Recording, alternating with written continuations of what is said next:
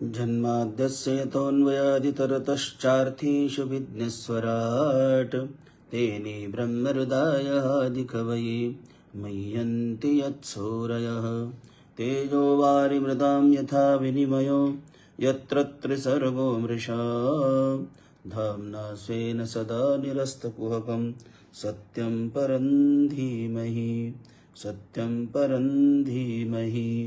धर्मप्रौजितकैतवोऽत्र परमो निर्मत्सराणां सतां वेद्यं वास्तवमत्र वस्तुशिवदं तापत्रयोन्मूलनं श्रीमद्भागवते महामुनिकृते किं वा परेरीश्वरः सद्योरुध्यवरुध्यते त्रिकृतिभिः शुश्रूषोभिस्तत्क्षणात् निगमकल्पतरोर्गलितं फलं शुकमुखातमृतद्रवसंयुतं पिबत भागवतं रसमालयं मुहुरहो रसिका भुवि भावुकाः हे कृष्ण करुणा सिंधु दीनबंधो जगत्पते गोपेश गोपिका कांत राधा वल्लभ नमोस्तुते राधा वल्लभ नमोस्तुते। बोलो सच्चिदानंद भगवान की जय।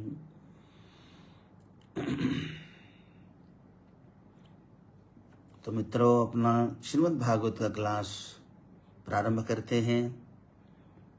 तो जैसी कल हम पूतना की कथा में थे, इसलिए किसी के भी जैसे पूतना के बाह्य सौंदर्य रूप और विशेष अलंकार देखकर ब्रजवासी भी भ्रमित हो गए थे कि कहीं ये लक्ष्मी तो नहीं है। तो किसी के बाह्य रूप रंग बनाव श्रृंगार से वो मोहित नहीं होना चाहिए। जो बाहर से सुंदर हो वह अंदर से भी सुंदर ही होगा, ऐसा मान लेना मूर्खता है। पूतना दुष्ट थी, फिर भी ब्रजवासी उसके रंग रूप के कारण धोखा खा गए।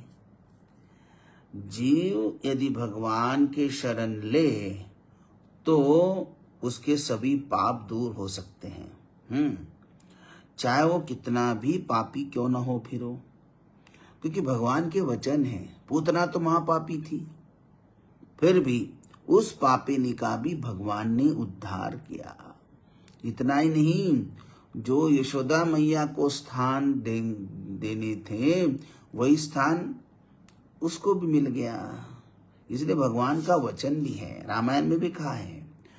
तो भगवान का वचन है। हाँ, रामायण में कहते भगवान, कोटि विप्र बदला गही जाहू, आए शरण तजऊ नहीं ताऊ। जैसे विभीषण, ये प्रसंग आता है, विभीषण जब रावण को छोड़कर सीधे भगवान के इस तट पर, समुद्र में इस तट वानर सेना में आ गए, तो वो सुग्रीव ने सलाह दी, प्रभु ये रावण का छोटा भाई है, अपना भेद जानने के लिए आया है तो इसको बंदी बना लो, इसको बंदी बना लेना चाहिए।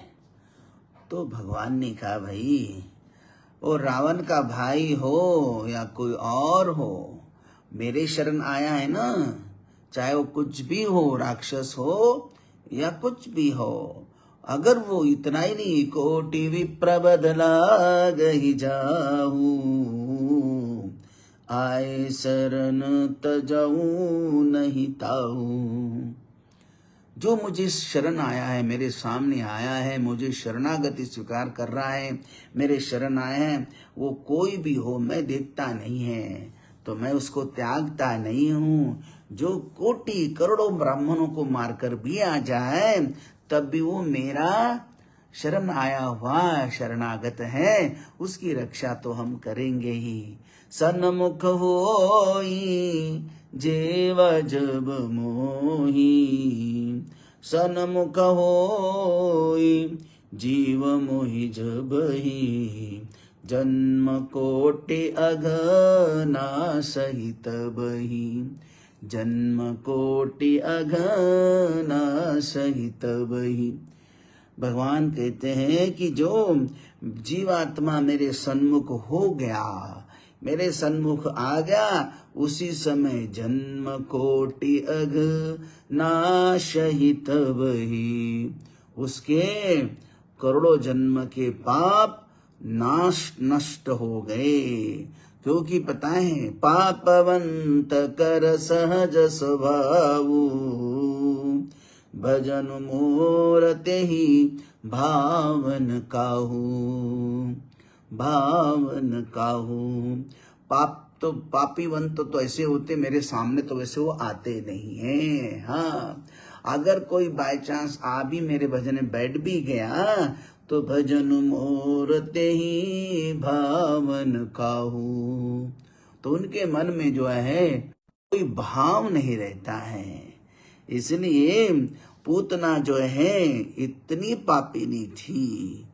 तो पूतना देखो, पूतना ने क्या कहा था, सामुंच मुंच प्रभासिनी। जब भगवान ने उसको जब स्तनपान कर रहे थे तो पूतना 2 ही बार बोली मुंच मुंच, मुझे छोड़ो छोड़ो, 2 ही बार बोली थी वो, 3 बार नहीं, 1 बार नहीं।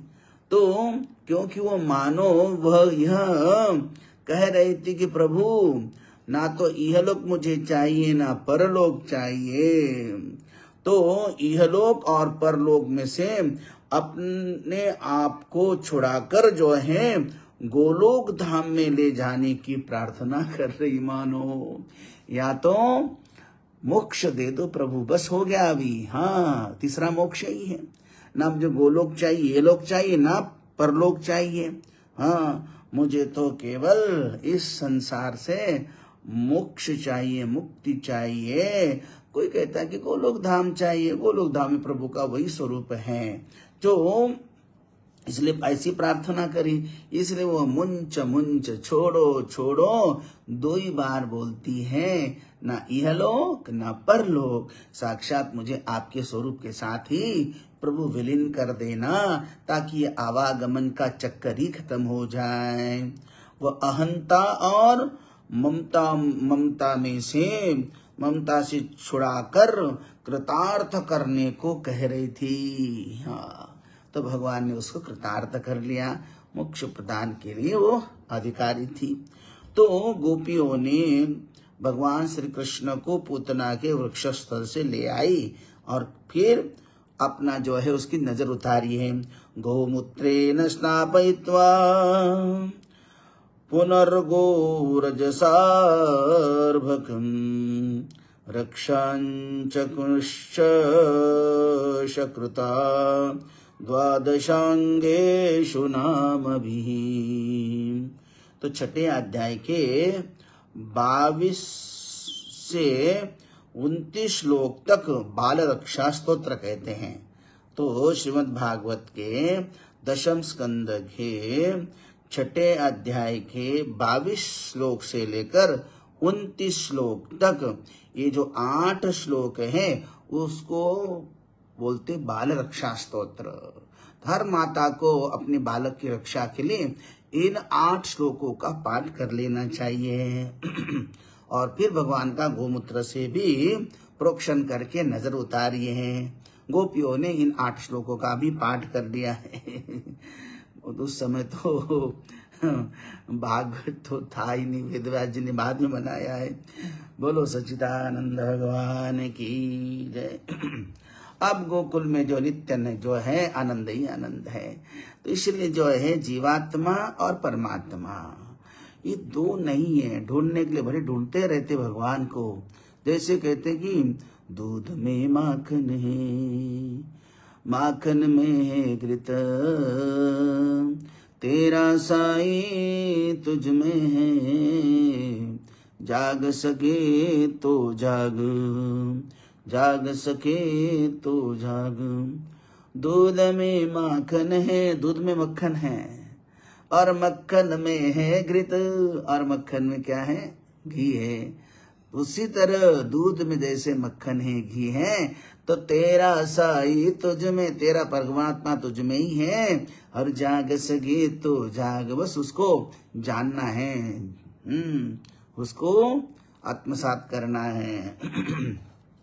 तो यहाँ जो नित्य गोकुल में जो नित्य नित्य ही लीलाएं होने लगी, इधर जो है एक बार भगवान श्री कृष्ण ने धीरे से करवट बदल ली। बालक करवट बदलता है तो कन्हैया ने करवट बदल ली, तो बड़ा यशोदा मैया ने अभिषेक उत्सव मनाया था, जा रहा था। उस दिन जो है भगवान का जन्म नक्षत्र भी था।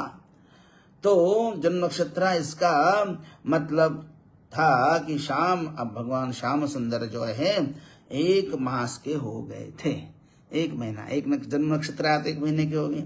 तो यशोदा मैया उत्सव मनाना चाहती थी। हाँ, तो उत्सव मनाना है, तो देखो उत्सव कैसे मनाना है, और उत्सव कहते किसको? देखो उत्सव शब्द में उत और सव, ये 2 अक्षर है, उत प्लस सव। तो उत का अर्थ होता है ईश्वर और सव का अर्थ होता है प्रागट्य। तो उत प्लस सव, तो उत का अर्थ हो गया ईश्वर परमात्मा, और सव का अर्थ हो गया प्रागट्य। तो उत्सव का अर्थ हुआ ईश्वर का प्रागट्य। जब ईश्वर हमारे हृदय रूपी गोकुल में प्रकट होते हैं, तो हृदय रूपी हृदय में प्रागट्य होता है, तो वही सच्चा उत्सव है। हाँ, वही सच्चा उत्सव है। लेकिन आजकल हमारे तो जन्माष्टमी का भी क्यों ना हो, तो उत्सव मात्र हमारे आजकल क्या हो गए, जीव के लाड़ प्यार के लिए ही उत्सव मनाते रहते हैं। हाँ, तो जीव जो है, जीव के लिए, हाँ, लाड़ प्यार के लिए ही होते हैं, लेकिन ऐसा नहीं होना चाहिए। तो परमात्मा के साथ एक होने के लिए ही उत्सव मनाया जाता है, प्रभु के साथ तल्लीन होने के लिए ही मनाना है उत्सव। जहाँ लेने की इच्छा होती है वहाँ मोह होता है, और वहाँ जहाँ देने की इच्छा होती है वह प्रेम होता है। तो प्रेम और मोह, ये 2 चीज जो है, लेने की इच्छा वह मोह जरूर होता है, देने की इच्छा वहाँ प्रेम होता है, प्रेम से आदमी देता है। जब हम अपने जीवन में भगवान को गौण स्थान देंगे, तो और संसार के तुच्छ भौतिक वस्तुओं को हम ज्यादा भाव देंगे तो गड़बड़ होगा। तो जन्मोत्सव तो मना रहे हैं, मनाना शुरू कर लिया, किसके लिए? भगवान के लिए। तो वहां तो शक्टासुर आया था। तो कहते हैं संक्षेप में, तो यशोदा मैया ने बड़ा उत्सव मनाया। सारी गोपियां, हजारों गोपियां नंद बाबा के महल में आ गई। महल में आकर जो है, लेकिन कन्हैया को तो मां ने सोचा, यशोदा मैया ने सोचा कि अगर मेरा लाला विश्राम करे, सो जाए तो बड़ा अच्छा होगा। मैं सारी गोपियों को जो बड़े बड़े उसको बख्शिश दे दूंगी, उनको सम्मान करूंगी, उनको बहुत वस्त्र आदि दे दूंगी। तो भगवान ने माँ की बात जानकर, भक्त वत्सल भगवान होते हो, आंखें मूंद ली, मानो सो गए। तो माँ यशोदा मैया ने लाला को भी एक बड़े शकट जो छकड़ा था, गाड़ी थी, उसके नीचे जो है पालना बांध दिया, और वहां उनको रख लिए। और महल के बीच में भी होगा तो वहां रख ली सारे सखाओं को, चारों तरफ बैठ गए। और उसी शकट पर जो है शक्टासुर आकर बैठ गया, और फिर भगवान जाग गए। तो हुआ ये, तो हल्के हल्के रोने लगे, मानो सखा जाकर बोलने भी गए थे कि मैया मैया लाला जग गए, लेकिन मैया तो गोपियों के स्वागत में तल्लीन थी। तो भगवान ने क्या कर लिया, सखा तो देख रहे थे शक्टासुर को मारना था, नन्हे नन्हे पैर से आगे बढ़ा दिए और वो शकट के नीचे तो थे ही, और एक ठोकर मार गई, शकट आकाश में उड़ गया और भूमि पर आकर गिर के टुकड़े टुकड़े हो गए, शक्टासुर का वध हो गया। देखो ये तो कथा है, लेकिन इससे हमें क्या शिक्षा मिलती है? हाँ, इसमें शिक्षा ये मिलती है, यहाँ दिखाया है कि जब हम अपने जीवन में भगवान को गौण स्थान देंगे और संसारिक तुच्छ वस्तु पदार्थों को वो प्राधान्य देंगे, जैसे मैया ने शकट में तो जो गाड़ी थी उस पर सारे दही दूध मक्खन रखे हुए थे और भगवान को नीचे रख दिया, शकट के नीचे रख दिया है। ऊपर रखने का मतलब है कि इनको ज्यादा कीमत दी है और अपने लाला को शकट के नीचे रखा है। तो हम भी अपने संसार में भगवान का स्थान देखो कैसा रहता है हमारा। बाकी चीजें जो है अपनी ही इलेक्ट्रॉनिक चीज हो या कोई भी हो, बार बार सफाई रहती, बार बार उसको अच्छा क्लीन करते हैं, वो सारे संसारिक चीजों को हम ज्यादा इम्पोर्टेंट देते हैं और भगवान को अपने जीवन में गौण रखते हैं। तो भगवान को गौण रखा तो संसारिक पदार्थों प्राधान्य स्थान देते हैं और हमारा जीवन रथ जो है वो हमारे जीवन में हर कोई विचार कर ले, तुम्हारे जीवन में वस्तुतः ईश्वर सबसे प्रधान है या परिवार है या अपना स्वार्थ है, तो हर जगह ढूंढ मिलेगा कि वो स्वार्थ ही उसको सबसे प्रधान है, अपना जीवन ही सबसे भगवान से भी ज्यादा प्यारा है। तो अपने जीवन को, अपने संसारिक पदार्थों को ज्यादा महत्व देना, तो ये देह क्या है, ये भी शरीर एक रथ है, तो इसमें रथ में हमको ईश्वर को अपने प्रधान गोल में रखना है, प्रधान लक्ष्य में रखना है, नहीं रखते और संसारिक पदार्थों को, अचीवमेंट को प्रधान रखते हैं। इसलिए हमारा जीवन रथ जो है अवश्य ही उलट जाएगा, उलट जाता है, ठोकरे खाता रहता है। इसलिए जैसे यशोदा मैया ने जिस शकट में दही दूध मक्खन आदि रखा था, वो तो गण्या सारा वो ठोकर मारा भगवान ने। यदि हम भी प्रभु को अपनी संसार गाड़ी के नीचे रखेंगे तो हमारी गाड़ी भी उलट जाएगी, उलट देंगे भगवान। जिसके जीवन में प्रभु का स्थान गौण है और उसकी संसार गाड़ी पलट ही जाती है। जिसके जीवन में प्रभु का स्थान, ईश्वर का स्थान गौण है, मतलब छोटा है, सेकेंडरी है। तो गृहस्थ आश्रम की एक गाड़ी है, पति पत्नी उसके पहिए हैं, इस गाड़ी के पहिए हैं। तो इस गाड़ी पर श्री कृष्ण को विराजमान करना है, जीवन रथ के सारथी है भगवान श्री कृष्ण को बनाना है। इस जीवन के अश्व है हमारी इंद्रिया, हाँ, हमारे देह रूपी इस रथ की, इस गाड़ी के जो है घोड़े हमारी इंद्रियां हैं। तो सारथी हमको भगवान श्री कृष्ण को बनाना है। तो प्रभु से प्रार्थना करना कि हे नाथ, हे प्रभु, हम आपके शरण में आए हैं। जिस प्रकार आपने अर्जुन के रथ का संचालन किया था, उसी प्रकार आप मेरे जीवन रथ के सारथी बनिए और मेरे इस देह रूपी रथ को, छकड़े को सन्मार्ग पर ले जाइए। और काम लोभ आदि तो शक्टासुर है ही, वो आके विघ्न डालेंगे ही। तो दूध दही मक्खन आदि भोग पदार्थ भोग के प्रतीक माने गए हैं। जिसके जीवन में भौतिक पदार्थों की प्रधानता है, उसकी जीवन गाड़ी पर शक्टासुर आकर सवार हो जाता है, तो इसलिए गाड़ी उलट जाती है। लेकिन अगर उस रथ गाड़ी के ऊपर हमने सारथी के रूप में भगवान को बिठाया, तो हमारी गाड़ी पलट नहीं जाती, एक्सीडेंट नहीं होता। इस तरह जो इस कथा में हमारा ये शिक्षा मिलती है। बहुत वेदांत है सभी कथा में।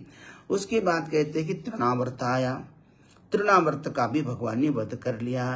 तो एक दिन यशोदा मैया जो है लाला को गोदी में लेकर आंगन में वरंडे में खड़ी थी, दुलार कर रही थी। उसी समय तृणावर्त बवंडर के रूप में, संक्षेप में कहते आधम का, तो एकदारोहमारूढ़ं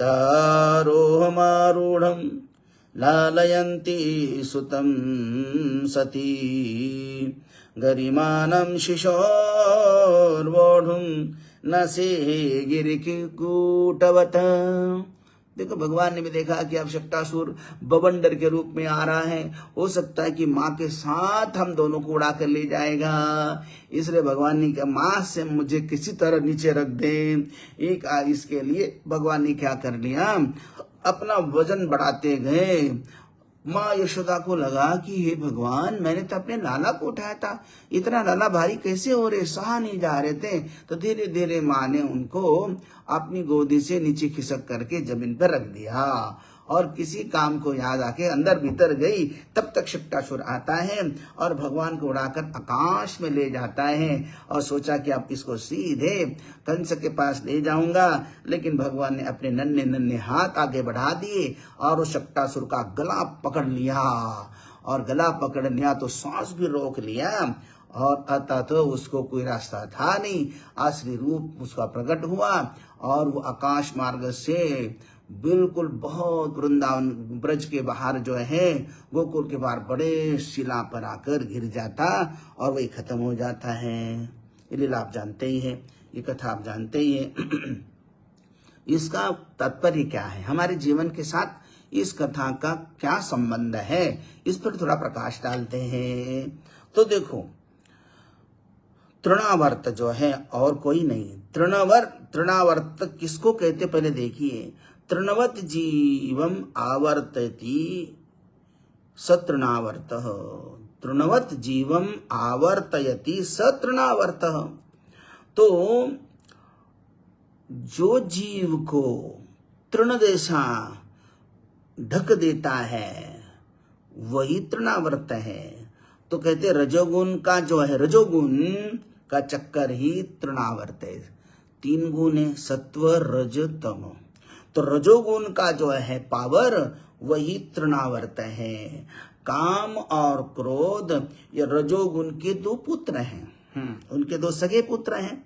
तृणावर्त के मतलब रजोगुण के काम और क्रोध, ये 2 रजोगुण के 2 पुत्र हैं। रजोगुण मन में आया कि मन चंचल हो जाता है और तृणावर्त रूपी आंधी आ जाती है।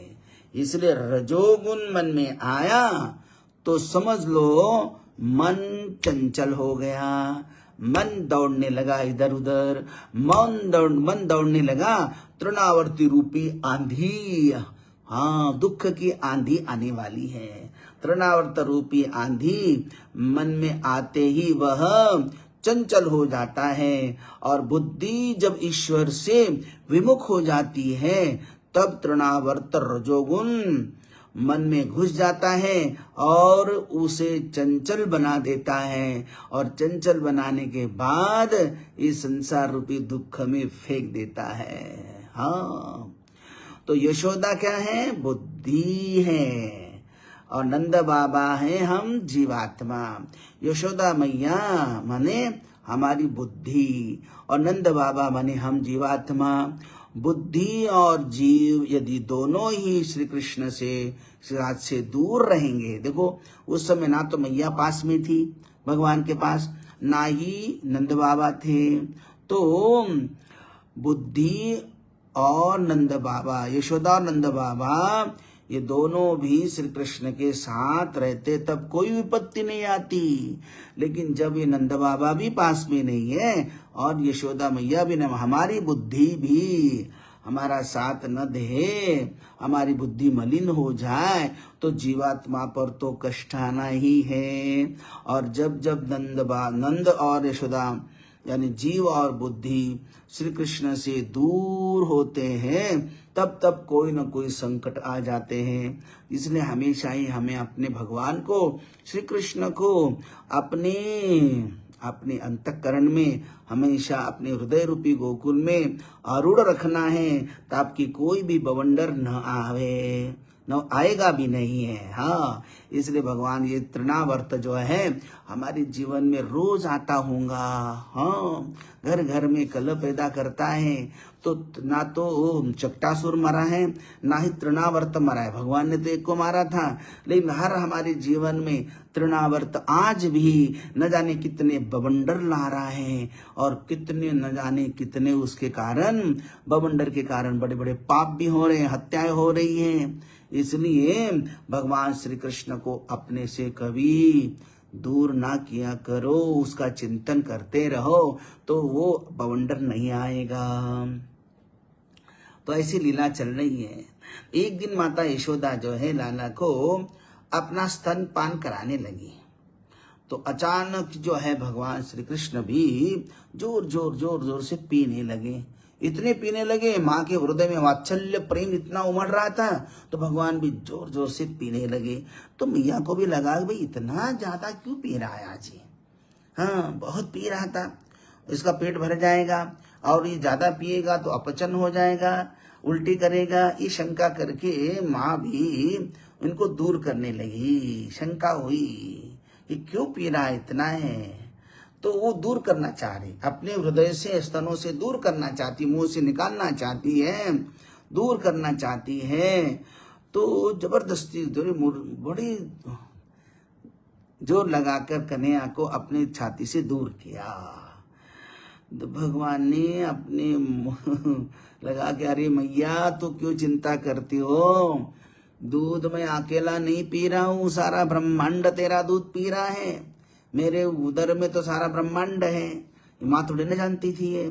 तो भगवान ने अपने मुख में संपूर्ण ब्रह्मांड को दिखाया, आलस दे दिया। जैसे स्तन छूट गया और भगवान ने आलस जमाई दे दी। मुंह खोलती मैया ने मुंह में देखा, क्या देखा माँ ने, खम्रोदसी ज्योतिरनीकमाशा सूर्येन्दुवन्नी श्वसनाम्बुधिश्च। मैया ने देखा उसमें आकाश, अंतरिक्ष, ज्योतिर्मंडल, दिशाएं, सूर्य, चंद्रमा, अग्नि, वायु, समुद्र, दीप, पर्वत, नदियां, वन और समस्त चराचर प्राणी स्थिर है।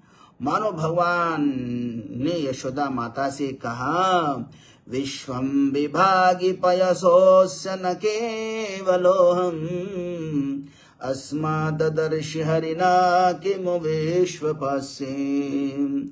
विश्वं विभागि पयसोऽस्य न केवलोऽहम् अस्माददर्शि हरिणा किमु विश्वमस्ये। मानो भगवान ने यशोदा मैया से कहा, हे मैया, विश्वं विभागि पयसोस्य, सारा विश्व माँ तेरा दूध पी रहा है, न केवलो हम, मैं केवल अकेला दूध नहीं पी रहा हूँ। अस्मादर्श हरिना किम विश्व पास्य, यही दिखाने के लिए भगवान ने अपने मुख में सारा ब्रह्मांड दिखाया। तो मैया को लगा ही क्या देख रही मैं इसके मुख में।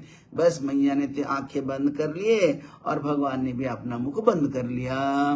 भगवान मैया को तो लगा चलो ये तो मेरा वहम है, ऐसा कुछ मेरे लाला के इतने छोटे मुंह में हो नहीं सकता है, ऐसे करके वही भूल जाती मैया। तो अब जो भगवान श्री कृष्ण का जो है नामकरण का समय आ जाता है, तो गर्गाचार्य जो है गोकुल में पधारे हैं। तो गर्गाचार्य जी गोकुल में आए तो नंद बाबा ने बड़ा स्वागत कर लिया गर्गाचार्य जी का।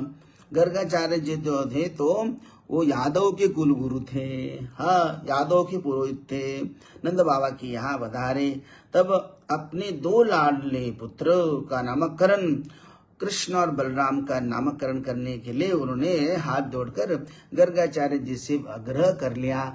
आए तो थे उसे के लिए गर्गाचार्य जी, हाँ वो जानते थे कि ये तो नंद बाबा के तो है नहीं, ये तो यादव हैं, इसलिए इनका नामकरण करना भी मेरा ही काम है। नामकरण करने के लिए आए थे और तो इसलिए तो नंद बाबा ने भी वही उनको आग्रह कर लिया। तो गर्गाचार्य ने कहा देखो कंस बड़ा चालाक है, उसे पता लग जाएगा उसको, अगर मैं नाम रख लूँ तो सोचेगा कि ये यादव के पुत्र हैं तो नंद बाबा के नहीं है, इसलिए तुम तो बड़ा उत्सव मनाओगे। बोले उत्सव नहीं मनाऊंगा, आप जैसे कहेंगे वैसा ही हम करेंगे। बोले गौशाला में हम और 2 माताएं 1-2 दासी रही, उतना ही चुपचाप नामकरण का उत्सव मनाएंगे। तो नंद बाबा ने स्वीकार कर लिया और फिर गौशाला को पवित्र करके पूजा विधान हो गया। गर्गाचार्य जी ने नामकरण रखने लगे। अयम ही रोहिणी पुत्रो रमयन सुहृदो गुणे।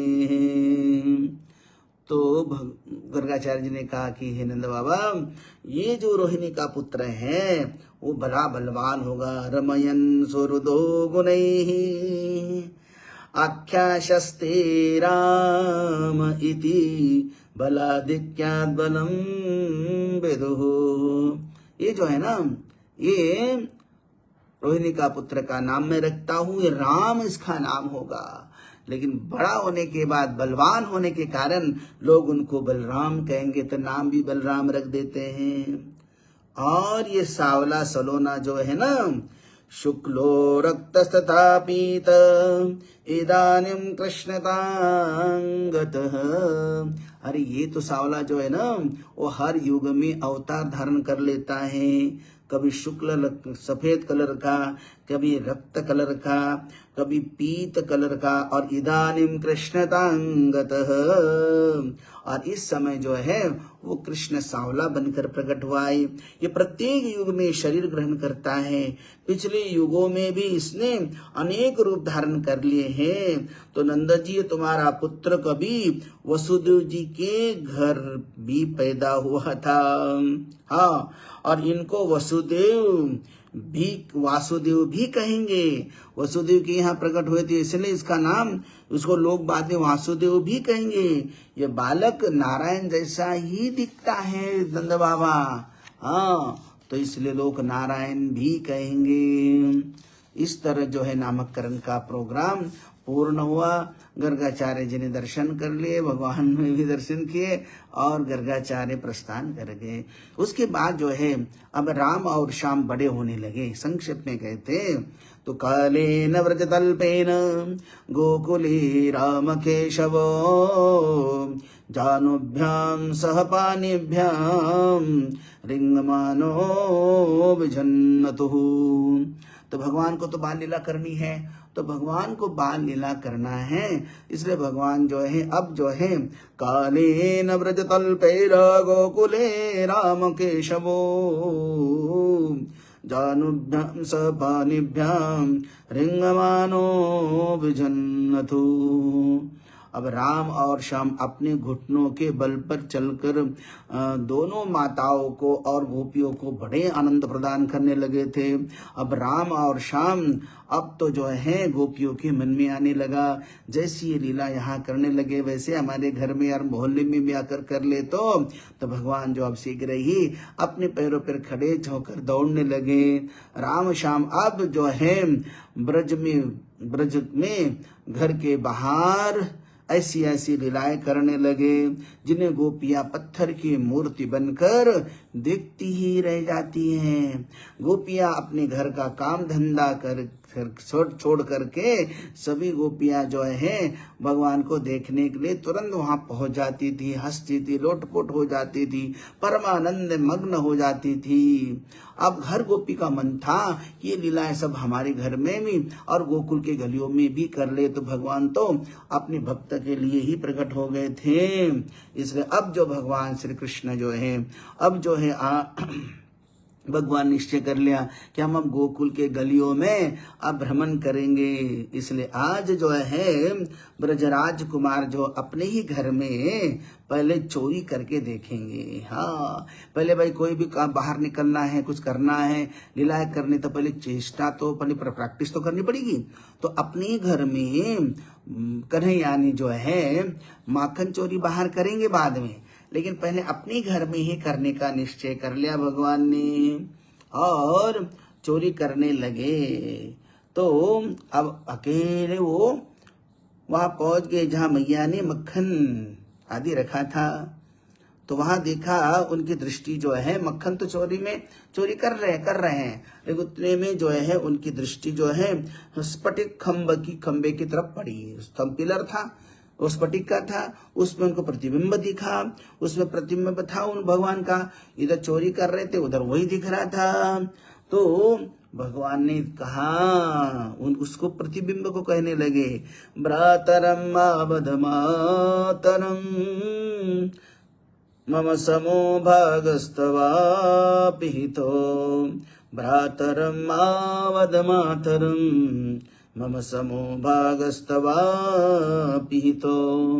भगवान के भैया वो प्रतिबिंब को कहने लगे, भैया देख, मैं चोरी कर रहा हूं, तुम भी चोरी कर रहे हो। हाँ, लेकिन मैं जितना चोरी करता हूं उसमें से तुमको आधा भाग मैं दे दूंगा, लेकिन मैया को ना कहिएगा। तो अरे मैया से मत कहो, तेरा भाग भी मेरे बराबर ही मुझे स्वीकार है, और लो खा लो। तो भगवान ने हाथ में मक्खन का लोंधा लिया और वो खंबे की तरफ कहने, ले लो खा लो। अरे भैया खा ले, लेकिन जोर जोर से बोल रहे थे कन्हैया। तो वो जो आवाज जो है यशोदा मैया के कान तक पहुंच गई। तो आवाज कि किसको खिला रहा है। तो यशोदा माता ने अपने लाला की तोतली बोली सुन रही थी। माता यशोदा भीतर आ गई। माता को देखते ही अपने प्रतिबिंब को दिखाकर बात बदल दी। हाँ, क्या बदल दी। तो भगवान श्री कृष्ण ने कहा, माँ देखो तुम्हारे घर में कोई माखन चोरी कर रहा है, चोर घुसाया है। माँ तक एष नवनीतमिदं त्वदीयं लोभेन चोरयितुम् अद्य गृहं प्रविष्टम्। मातक्क एष नवनीतमिदं त्वदीयं लोभेन चोरयितुम् अद्य गृहं प्रविष्टम्। मद्वारणं न मनुते मयि रोषभाति, रोषं तनोति नहि मे नवनीतलोभ, रोषं तनोतु नहि मे नवनीतलोभ। देखो माँ तक उंगली उठाकर कहा, माँ तक एष नवनीतमिदं त्वदीयं। देखो ये माखन चोरी करने वाला, वो भी आपका माखन चुरा रहा है। लोभेन चोरयितुम् अद्य गृहं प्रविष्टम, अभी मेरे सामने ही घर में अंदर घुसकर आया और मेरे सामने ही मक्खन का चोरी कर रहा है। मैं मना कर रहा हूं तो उल्टा मुझे भी मना करता है। मद्वारम न मनुते मयि रोषभाषी, और मैं उसको मना करता हूँ तो मुझ पर ही क्रोश करता है। मद्वारम न मनुते मयि रोषभाजी, मैं मना करता हूँ या मैं गुस्सा करता हूँ उस पर तो उल्टा मुझे गुस्सा करता है। रोषम तनोतु नहि मे नवनीत लोभ, रोषम तनोति नहीं में नवनीत लोभ। लेकिन भैया मेरे मन में तो तुम्हारे नवनीत के प्रति रत्ती भर भी कोई भी लोभ नहीं है, लालच नहीं है। इतना सुंदर भगवान ने जब यशोदा मैया को ये बात बता दी तो कौन माँ हो सकती कि जो नाराज हो जाए। अरे भाई लाला तेरा ही है सब कुछ। और पहली बार जब बोलने लगे तो मैया ने तो उठा लिया, तो अपने हृदय से चिपका कि वाह लाला तुम तो चोर हो ही नहीं सकते हो। उठा ला, कितना मेरा लाला सुंदर सुंदर बोलता है। तो लाला बोला चलो कोई बात नहीं, माँ तो मान तो गई है। फिर एक दिन जो है श्याम सुंदर माता बाहर के जाने पर घर में चोरी, पहली बार तो चलो पकड़ लिया था, अब दोबारा प्रैक्टिस कर लेते हैं। तो चोरी कर रहे थे। इतने में ही यशोदा मैया लौट आई और अपने लाडले को न देखकर पुकारने लगी, अरे कन्हैया कन्हैया कन्हैया, कहाँ हो मेरे बाप, कहाँ हो कन्हैया। तो माँ ने पुकार लगाई, कैसी, तब तो संस्कृत चलती थी ना, तो संस्कृत में बोला होगा, क्वासी करो शिकिम कृष्ण क्वासी करो सिकिम पितरति श्रुत्वेव मातुर्वचः सा नवनीतचोर विरतो विश्रम्यतां ब्रवीत् मातः कंगन पद्मरागमः सापानिर्मपातप्यते तेनायं नवनीत भाण्ड विवरे विन्यस्य निर्वापितः। तो माँ उतना चलते चलते वहां आकर खड़ी हो गई जहाँ लाला मक्खन चुरा रहे थे। देख कहते कहते आई वो कृष्ण क्वासी करो शिकिम, हे कन्हैया हे कृष्ण तुम कहाँ हो और क्या कर रहे हो। कृष्ण क्वासी करो शिकिम पितरित श्रुत्वेत मातुर्वचः। ये माँ के वचन तो कान पर आ गए। उतने में माँ के सीधे आके खड़ी हो गई।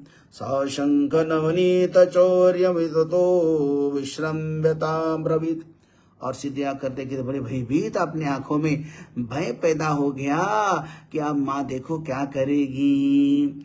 और तो फिर कहा माँ से कहा माँ देखो देखो क्या हो रहा है लाला। मैया ने पूछा होगा लाला क्या हो रहा है, बताओ क्या हो रहा है। माँ देखो मातः कंगन पद्मराग सहसा पानिर्मपदभ्यते। तो अपने दोनों हाथ जो है वो मक्खन के घड़े में अंदर डाल दिए, पूरे हाथ डुबो लिए यहाँ तक हो, पूरे हाथ डुबो दिए। और क्या कहने लगे, माँ तुम देखो तुम बाहर चली गई हो और मेरे हाथ में तुमने पद्मराग के कंगन पहना के रखे हैं। और ये पद्मराग के कंगन क्या है पता है आपको। अरे ये पद्मराग के कंगन नहीं, ये तो आग के गोले हैं, आग के गोले मेरे हाथ को बहुत जला रहे थे मैया। फिर क्या क्या नाला फिर तूने। मातः कंगन पद्मराग निर्मपतप्यते तेनायं नवनीत भाण्ड विवरे विन्यस्य निर्वापितः। इसलिए मैंने माँ कि क्या मैंने तो उसकी आग बुझाने के लिए मेरे हाथों में बड़ा जलन हो रहा था, तो मैंने इसको ठंडा करने के लिए, इसकी आग शांत करने के लिए अपने दोनों हाथ तुम्हारे मक्खन के अंदर डुबा के रखे हैं। अब तुम आई हो ना, अब लो मैं बाहर निकालू और निकाल के इस कंगन को निकाल के फेंक दो। तेनायं नवनीत भाण्ड विवरे विन्नस्य निर्वापितः। तो देखो भगवान ने इतना सुंदर वर्णन किया, तो मैया तो उठाकर जो है वात्सल्य भाव से उठा लिया और कहा वाह सुंदर, कितना मेरा लाला सुंदर बोलता है। और माँ ने जो है कुछ नहीं बोला। तो अब भगवान ने कहा बहुत हो गया, अब तो बाहर निकलना पड़ेगा। तो कल बाहर निकालते कन्हैया को गोकुल की गलियों में। फिर गोकुल की गलियों में गोपियों के साथ क्या क्या लीला करते, धीरे धीरे उधर देखते रहेंगे। तो आइए अपना समय हो गया, यही विश्राम लेते हैं, कल देखेंगे। बोलो कृष्ण कन्हैया लाल की जय, बांके बिहारी लाल की जय। जय श्री कृष्ण, जय श्री कृष्ण।